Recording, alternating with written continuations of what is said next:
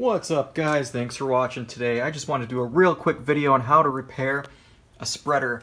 So the center agitation thing fell out. There is a little blade that kind of spins around here to push the granules of the fertilizer down this hatch to make sure it spreads evenly.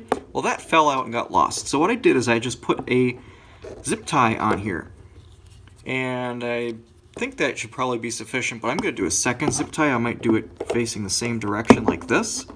Maybe I'll do it like this, just so that way we get some nice even dispersion. So when that's spinning around, the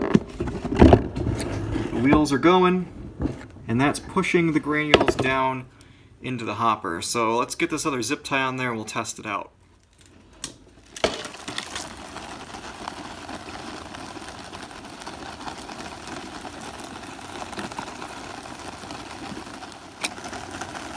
Just like that, it's back to spreading like normal again.